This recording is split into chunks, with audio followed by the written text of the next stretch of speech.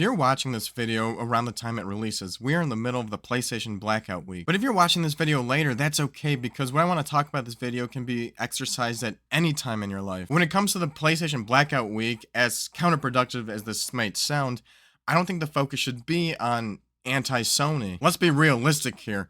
A 1 week blackout isn't actually going to do anything. Maybe at best it can sow the seed of doubt in PlayStation's mind by 1 extra percent, which is going to play a role in future battles for this war to save physical media. Every drop in the bucket will eventually help fill up the entire bucket. What I think would be way more productive that every gamer should do, whether it be during this blackout week or some other week, is spend a week and just rediscover gaming. I know you might be thinking right now, rediscover gaming? I already love gaming. I play on my PS5 all the time. I'm not going to black out. I'm not going to just stop gaming for a week. I love gaming. I play on my PS5. But that's exactly what I'm talking about here. Some people have such a hard time with the idea of giving up PlayStation 5 for a week, where they're so vocal about being anti-blackout. It's not going to do anything. I'm going to play extra PS5. I'm going to download more digital games. Like, they cannot comprehend giving up PlayStation 5 and giving up gaming for a week. And I think that says a lot about those types of people. All their eggs are in one basket. All they do is game, and all they do is game on PS5. And to me, that's really boring. Like, if you can't give up gaming for 1 week, then first off, you don't have enough hobbies. Not that you need like a million hobbies, but gaming is a consumption hobby. I mean, you could start with just a creation hobby. Like, I love sketching and drawing. I don't do it enough. Making YouTube videos has filled my creative niche. But I don't know. There's a little bit of self-discovery in that you could spend a week and just try to figure out another hobby. But this is about gaming, right? How do you rediscover gaming? Well, PS5 hasn't been around forever, right? Maybe you've been a PlayStation gamer your whole life and you've played PlayStation 1, 2, 3, 4. Now you're on PlayStation 5, and maybe along the way, you don't have your PlayStation 2 hooked up anymore. Maybe you sold your PS2 and you had it in the past, and this would be a good week to just rediscover something like that. Whether it be through emulation, you know, maybe you have a PC and you've heard about emulation, you've thought about emulation, and maybe you just never set it up. This would be a great week just to dedicate, like, log off the PlayStation 5 and learn how to set up emulation for PS1 or PS2 or PSP, if PlayStation's what you're about. Maybe Super Nintendo or N64, rediscover a system that you skipped out on. But the creative hobbies, the emulation stuff, those are examples that you can do for a week without really spending any money. And that's what I want to get that out of the way first, because I don't want this to be an entire video about consumption. Like, you should consume, you should consume. No, but I mean, what would also be great is just to celebrate physical media this week. Take some time this week and go to a local mom and pop game shop and just look. You don't even have to spend money. Just go look. If you haven't been in one in a long time, it's such a vibe. I used to go into them back in high school and buy some stuff. And then, like, a little bit after college, I stopped buying stuff. My retro stuff was packed away. I had the modern systems. I was a little more digital only. But whenever I got the chance, I still walked into these stores, window shopped, and never bought anything, but I still loved the vibe and the culture of it. But now that I'm in a position where I have more of a vision of my future with, like, retro gaming and all of that, I've been picking up some stuff lately. I have some Game Boys now, the Mod Retro Chromatic, the Analog Pocket. I've been picking up some Game Boy games. If I go into one of these game stores, I try to make it a point where, you know what, I'm going to buy something. I'm going to come in here, I'm going to buy something. And whether it be like a $5 Game Boy game or something more rare, whatever I'm feeling, it's just like, it kind of makes the experience a little more fun. And then I'm building this collection of just games that I found just circumstantially. Like, I picked up Bugs Life on the Game Boy for $5. Would I have went on eBay and ordered that online? No, but I just watched the Pixar movie with my son a couple weeks ago. I saw the game, it was $5. I'm like, maybe he'll like that someday too. And I picked that up, and now I'm slowly building this, like, unique collection, and just in the process, just celebrating physical media. One of the most fun gaming experience I had was in high school. Me and one of my buddies with these retro game stores, we made this scheme called the mass pickup.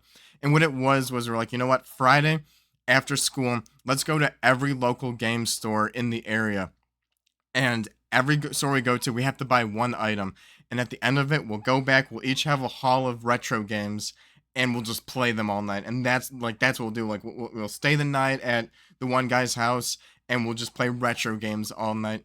And it was the most fun experience. I remember picking up a Dreamcast. Like, I was kind of focusing a little more on Dreamcast games at the time. And every store picked up a game. And, you know, and I wasn't trying to, like, spend a crazy amount of money. Like, you can do something similar, whether it's, like, a bunch of game stores, or just go to one game store and set a limit, like a $50 limit or a $100 limit. It just makes the experience a lot more fun, where you're like, okay, I can't spend more than $100. And then you just see like what kind of games look cool, especially at those lower budget price points. Come back and just play those games and make a week out of it. It is a ton of fun. I know when I got my analog 3D, I kind of did something like that on accident in the winter. I played Star Wars Shadows of the Empire on N64. I dropped the modern gaming that I was playing, and I fired it up for a night. I was like, maybe I'll just play this game on the side. And I got so hooked, dedicated my whole week to playing that game. And it was one of the most fun experiences. It's not a forever game, but it was a solid condensed week of just playing this one game and just really enjoying it. And so, like, yeah, whether it's emulation or you go out and buy something retro, like, you can easily not play PS5 for 1 week by simply just playing a game, start to finish. You know, don't ADHD sample gaming. Just pick up the game, start it, play it, finish it. As long as you're enjoying it, right? Don't force yourself to play something if you're like halfway through and you're not enjoying it. But like, give it a solid chance and give it the attention it deserves. Because what would be really powerful about this, whether it be in the PlayStation Blackout week or some other week, is not necessarily just the act of being logged off of PlayStation 5 for a week. It's the act of rediscovering gaming and the love of gaming, and not feeling like AAA companies are greedy and having this hold over you and that they can milk you. They have that ability to milk you and have that greed to extract as much money out of you if you have the mindset that modern gaming, like PS5, is your only option. But having those other areas in gaming, like retro and emulation, that kind of gives you an out from AAA modern gaming, and having a genuine love for just gaming in general, no matter what platform, no matter what era, is the most powerful thing you can have, and the most powerful thing against these companies and in the war to save physical media. And it truly is physical media in general, not just gaming, right? You can, if you don't want to spend the time doing retro gaming, like, you can, like, you have a PS5, so you have a Blu-ray player, right? You could go to Goodwill and just buy some like DVDs for like $1. They sell Blu-rays for like $3. Maybe you've just been streaming off Netflix or Amazon Prime or Hulu. Maybe you're spending $100 a month on streaming services. Just this week, just buy, like, for $1. Go to Goodwill, find a movie that looks good, whether it's your favorite or just something that you've never watched. Buy it for $1. Come home and just watch it, and then put it on the shelf.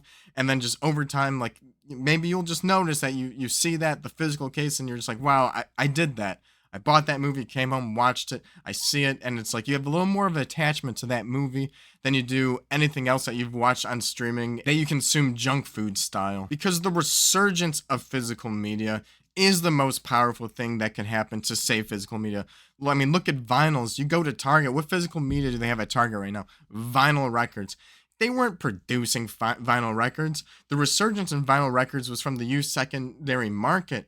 And once they realized that there was a big boom in popularity and resurgence in vinyl records, they started printing brand new vinyl records. Now everything's being re-released in vinyl, and you're getting the coolest vinyls, the special editions, all the colored records and all that. And it's so cool. We're seeing reports that this is happening with CDs and DVDs as well. Is blacking out PlayStation for 1 week going to make any big change? No. But if you spend that week blacking out PlayStation and rediscovering gaming, rediscovering your love for physical media, and we bring all that back, that is the most powerful thing that can help change Sony's plans and help save physical media. Like and subscribe if you enjoyed the video, and I'll see you in the next one. Later.